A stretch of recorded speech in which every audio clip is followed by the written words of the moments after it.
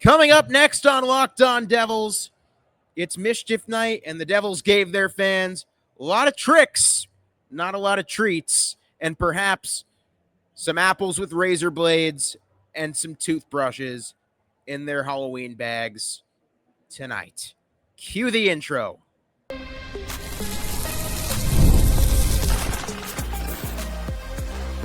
You're Locked On Devils, your daily podcast on the New Jersey Devils, part of the Locked On Podcast Network, your team every day. Today's episode is brought to you by Game Time. Download the Game Time app, create an account, and use code LOCKEDONNHL for $20 off your first purchase.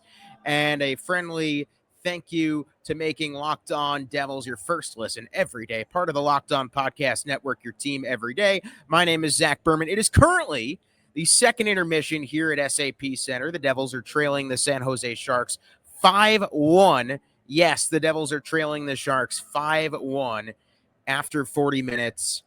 I wanted to hold off recording everything until after the game, but I guess consider it a cold open of sorts. I'm in the stairwell here at the SAP Center because it's so loud up in the press box. This is my view right now, in case you were wondering. Behind me is the door to the open air press box, the SAP Center. By the way, lovely building, lovely people, just first-class organization all the way through here in San Jose. They've been a joy to work with tonight. Now, just to get things going, there was so much talk after the game in Denver on Tuesday about how Thursday, tonight's game, was going to be a big response for the Devils, how they were going to come out was going to say a lot about them, and for better or for worse, I think tonight has said a lot about them. Now, granted, before I go any further, there is one team in the league that if anybody would blow a 4-goal lead in the third, it would probably be the San Jose Sharks. So this game is not over. Devils did score 4 goals in 5 minutes in Denver 2 days ago, but this has been a distressing performance from the New Jersey Devils tonight. After the last 2 years, the California trip has killed their seasons. This does not feel good. People are panicking. I get it. It is game 11 of the season, so the sky is not falling, but this is really the first concerning game I would say the Devils have played all year. They're getting outshot 28-22. They really did tip the ice a little bit in the second period after scoring late in the first. Dawson Mercer has the only Devils goal on the power play, but Alex Nedeljkovic held the fort down for a majority of the second period before Will Smith made it 4-1, and then Tyler Toffoli, the ex-Devil, because of course, made it 5-1. And it was, for the second straight game, apparent early on that the Devils were in trouble because 2 nights ago in Colorado, the Jacob Markstrom penalty out of the gate was an uh-oh, and Jonas Siegenthaler getting burned by William Eklund, who then beat Jacob Markstrom on a breakaway 42 seconds into the game. Also an uh-oh. Philip Kurashev made it 2-zip San Jose midway through the first, and then Alex Wenberg made it 3-0, tipping home a Mario Ferraro shot along the boards. Right now, like I said, San Jose outshooting New Jersey 28-22. This has been, after the first 9 games of the year, we saw all the reason for you as fans to be excited about the Devils. The last 2 games have shown all the reason why people are still hesitant when it comes to buying into this team, and I get it. Now, what I didn't expect, because I'll tell you what I did expect to be some hang-ups. Andre Palat just cannot be on Jack Hughes and Jesper Bratt's line anymore. Jack and Jesper are skating circles around whoever they're on the ice with tonight, and just too many plays are dying on the stick of number 18 in white. It is unacceptable. Like, he's getting paid $6 million a year. Everyone knows it's a bad contract. Everyone knows the Devils in a perfect world would like to move his contract. Easier said than done. But at least, maybe even in this third period or in Southern California, you have to switch this up and get Andre Palat off of Jack and Jesper's wing. Like, this just is not working because the Devils dominated a large majority of the second period, and yet, because in large part due to Andre Palat, could not get that momentum tipping goal past Alex Nedeljkovic, who has been excellent, but it's not working. And it hasn't been working for a while. And I know Palat has been the scapegoat among Devils fans. Tonight's not going to help that case. That's one thing that I think is cause for concern, but we all knew that Andre Palat was one of the weaker links of this Devils team coming in. What we didn't expect, and what I didn't expect, yes, Brett Pesce is one of the best defensive defensemen in the National Hockey League. The second he goes down, the Devils allow 13 goals in 5 periods. The defense all across the board has just not been up to standard. And I get it against Colorado. This is not Colorado you're playing. San Jose is a good, young offensive team. They should not be bludgeoning you the way they have been. Sounds like the third period is starting. I'm going to pause my recording. I will pick up later after the game and wrap everything else up. Record the rest in the press box once the SAP Center clears out following tonight's game. But yes, last we stand, 5-1 San Jose through 2 periods. Well, I actually ended up not getting to record post-game. So here I am 12 plus hours later here in San Jose. It is the next morning. Happy Halloween. And yeah, the Devils put a scare into their fans last night, losing 5-2 in San Jose. As much as I spoke in the stairwell last night at the SAP Center, there really isn't that much that happened afterwards. Nothing bad happened for the Devils. Another power play goal from Mr. Mercer. And believe it or not, the New Jersey Devils held the Sharks without a shot in the third, but they couldn't solve Alex Nedeljkovic, and alas, the Devils have lost 2 straight. So we are back here, Locked On Devils. I'm Zach Berman. We're going to do this quickly, just wrapping up the rest of last night's game before we get into this weekend. Devils have back-to-back games in Southern California after the day off today. Of course, after today, won't be recording till Monday, so be a pretty jam-packed episode, to say the least. But the big takeaway, and I was in the media scrum last night with Sheldon Keefe and Jonas Siegenthaler, Dawson Mercer. The big takeaway, and Amanda Stein, of course, with the Devils, asked this question about just his takeaway from the system from last night, and he, as in Sheldon Keefe, had some words saying that it was, well, I'll get the exact quote up, but, ooh, here, hold on. Yada, yada, yada. He said it was very much so an effort thing.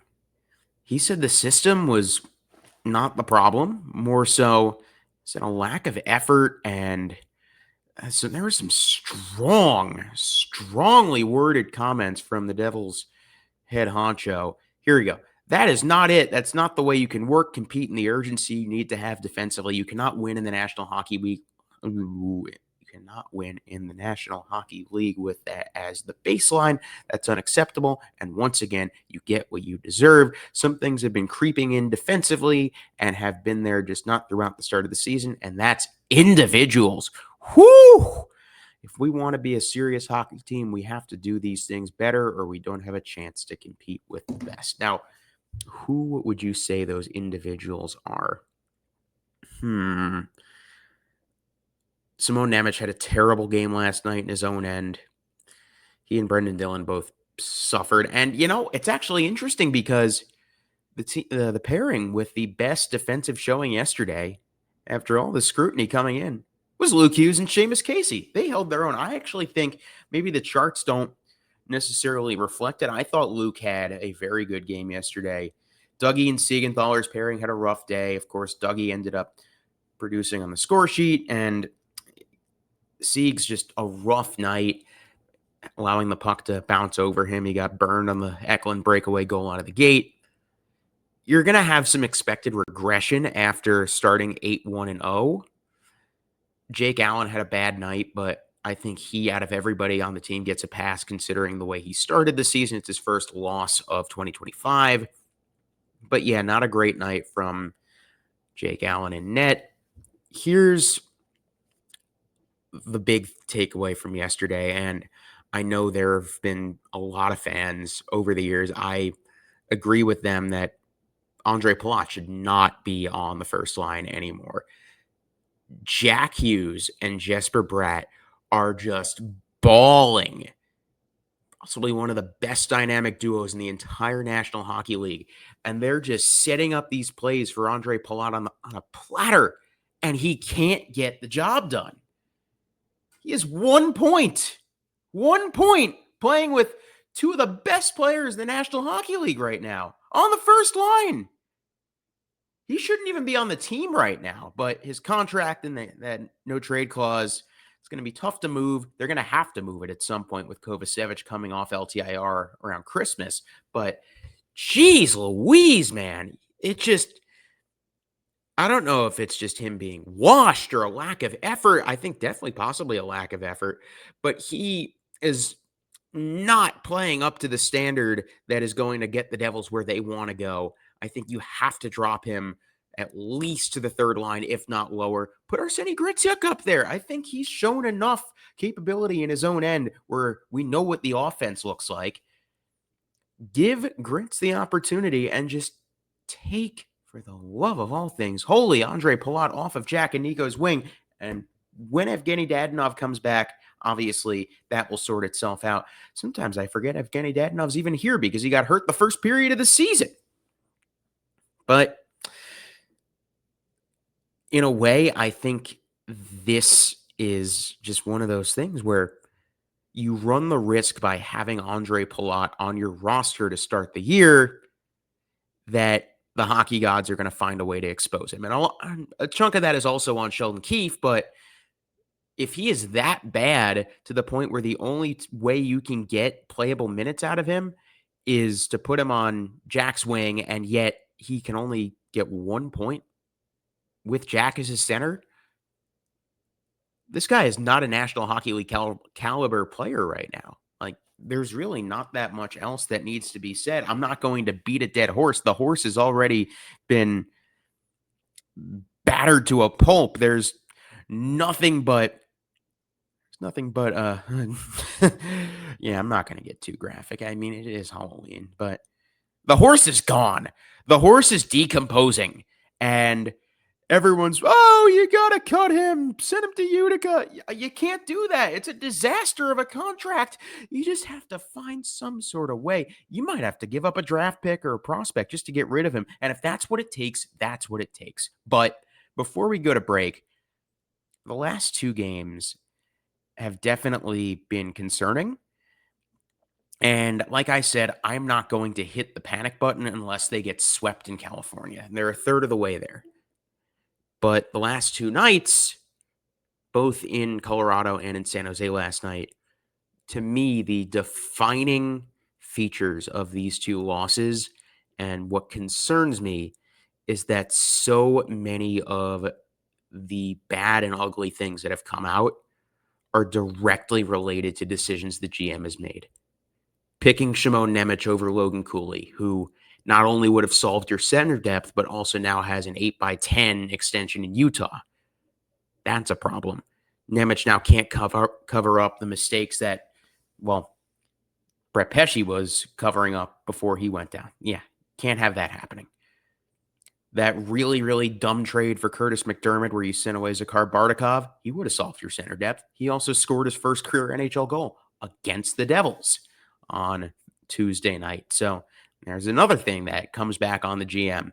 The lack of center depth really, really hurting. Juho Lammikko and Luke Glendening were not great yesterday. I actually think Lamico is better than Glendenning by a significant margin. I don't know why Lamico has been getting the heat on socials that maybe Glendenning should be getting. I would, once Cody Glass comes back, put Lamico in at 4C and drop Glendenning off the roster entirely. But that's neither here nor there. And of course, Andre Palat in the top 6 because Fitzgerald can't find a way to dump the contract, whereas the top line winger that you had gave away when you shouldn't have in Tyler Toffoli scoring on you last night. This all comes back on the GM. And I'm choosing not to panic because I think this team deserves the benefit of the doubt at 8-3, which is an incredible end to the month. If I had asked you before the start of the season, would you take an 8-3-0 stretch in October? I think everyone would say yes. But at the same time, there are a lot of trends that we are seeing from this team right now, especially given the way the California trip has shaped the last 2 seasons, where I am not panicking, but I understand why people might be. Once again, I am not panicking, but I'm not going to tell you it's okay. Things are fine, because we have seen with this group the last few years the way 1 or 2 bad losses can suddenly spiral into a season-altering poop storm, for lack of a better term. And it is going to be up to the leaders in this locker room, the coaches to an extent, but really it sounds like Sheldon Keefe is putting that burden on his players. He has put his foot down and said, this is on you guys to figure this out. And if you don't figure it out, we're not going to be good enough. So Devils talked a lot of talk after Tuesday's game. They didn't back it up. How are they going to respond in Southern California on a back-to-back? We will get to that after the break. Today's episode is brought to you by Game Time. Hockey season is officially here, and nothing beats being in the arena for those opening games. But let's be real, getting tickets can be a total headache between waiting in queues, surprise fees, and prices that jump right before checkout. It's easy to get frustrated when all you want to do is cheer on your team. That's where Game Time comes in, the app that gives fans the advantage. It's your ultimate life hack for scoring amazing NHL tickets, fast, easy, and stress-free. I recently used Game Time to grab seats for the Devils at wild matchup last week, and it couldn't have been simpler. I had great seats in minutes. Their zone deals are a game changer. You pick the section, Game Time picks your seats, and you save big. You can even find NHL tickets for under $25. I had a friend that I met at the game last night in San Jose. He came last minute and got tickets down low for only $37 on Game Time. Take the guesswork out of buying NHL tickets with Game Time. Download the Game Time app, create an account, and use code LOCKEDONNHL for $20 off your first purchase. Terms apply. That's code LOCKEDO on NHL for $20 off. Swipe, tack, ticket, go, Game Time. Back here on Locked On Devils, we're going to get right into the Southern California swing, a back-to-back tomorrow and Sunday night. Hope you liked staying up late. Won't be as late as last night's game. You know, I will tell you this. For a game that the Devils were pretty bad in, it impressed me to see just how much of the fan base stayed up for all of it. Like, good on you guys. Like, seriously, that went past midnight, and they played like poop. and y'all stayed up. That's why you're the best fans in hockey, and I appreciate that. But tomorrow night, 9 p.m. Eastern puck drop at whatever the Staples Center is called now. What is it? Crypto.com Arena. Jeez. Devils and Kings. New Jersey 8-3-0. LA 5-3-4. I like this matchup for the Devils. The reason being that LA's defense is just stocked full of veterans that have seen better days, and they're also all on pretty horrendous contracts, and that includes my old friend Brian Dumoulin, who has 1 point in 12 games is a -3, so off to a rough start for Dumo. Cody Ceci, 3 points in 12 games, he's a -4. He's not great for someone who's being paid a lot of money over the next few years. Of course, Drew Doughty, the old wily vet, still has it. He's a +4 over 12 games, has 4 points in 12. Joel Edmondson, +4 and 5 points in 12 games.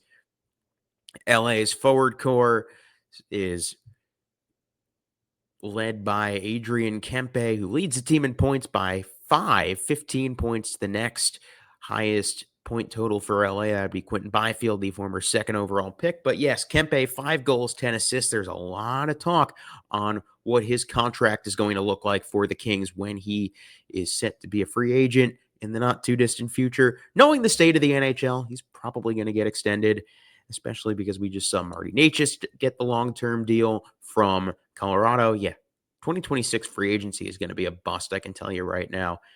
LA's forwards also led by Kevin Fiala, the fellow Swiss countryman to Nico Hischier, Jonas Siegenthaler, and Timo Meier. Corey Perry still got it. 7 points over the month of October, 5 goals, 2 assists, only in 6 games, as well as Joel Armia, Andrei Kuzmenko, and Anze Kopitar, who is in his last season as a Los Angeles King, likely going to be his last season in the NHL. He almost certainly will find his name on a plaque in Toronto in the not too distant future. The 2-time Stanley Cup winning, one of the best defensive centers in NHL history.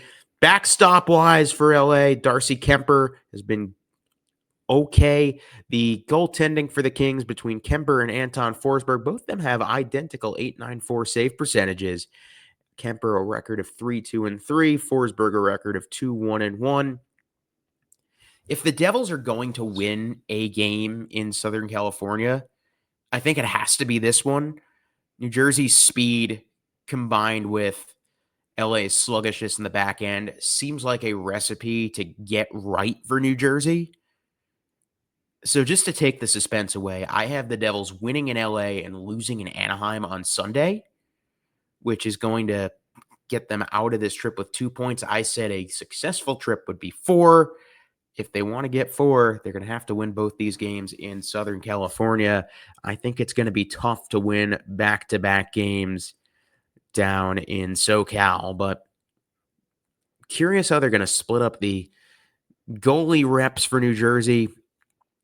I would give Markstrom Saturday night and Allen Sunday night. I think Saturday could be a good get-right game for Markey, whereas Allen has had a bulk of the reps due to Markstrom going down. Had a rough one last night. Think the extra rest could do him some good.